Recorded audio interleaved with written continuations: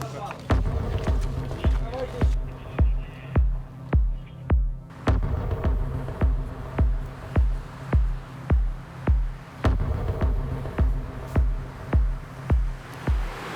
Rusia Vladimir Putin pada Senin lalu mengeluarkan keputusan presiden yang memuat daftar negara-negara yang dianggap tidak bersahabat dengan Rusia sebagai balasan atas sanksi yang telah diberikan Barat kepada negeri beruang merah itu. Siapa saja mereka dan apa dampaknya? Simak ulasannya berikut ini.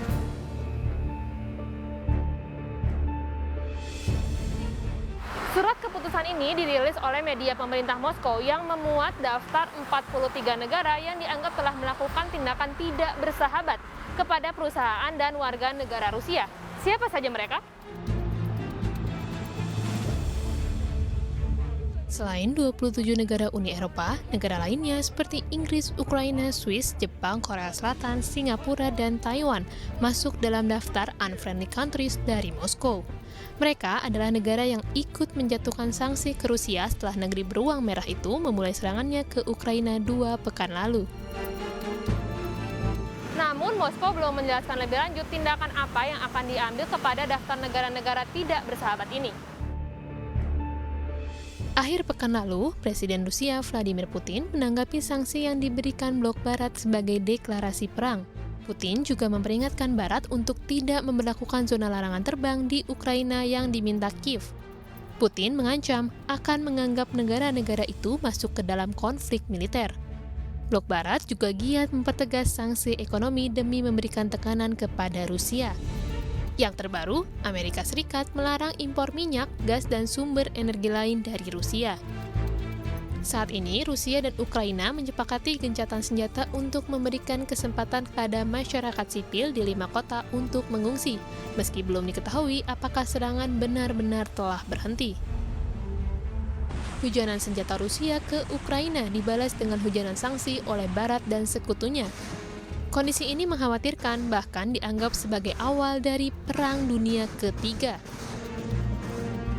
Di tengah hujan sanksi yang diberikan Barat kepada Rusia, Cina justru tak mau ikut-ikutan latah memberikan sanksi kepada negeri Vladimir Putin itu.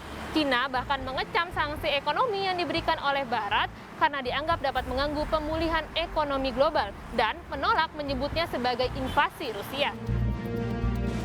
Seperti diketahui sebelumnya, hubungan antara Presiden Cina Xi Jinping dan Presiden Rusia Vladimir Putin memang makin akrab di awal isu ketegangan antara Rusia-Ukraina memanas dan di saat Rusia dimusuhi oleh Barat.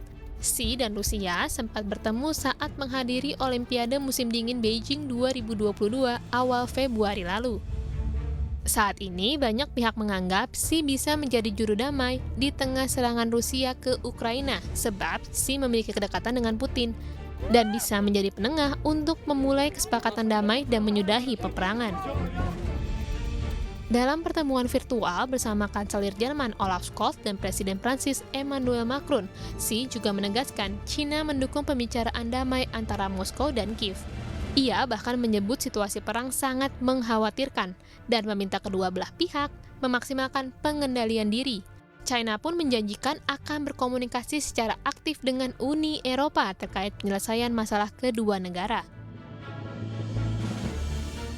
Ya, semoga saja niat baik Cina untuk menjadi penengah dapat berujung pada perdamaian. Tim Liputan CNBC Indonesia.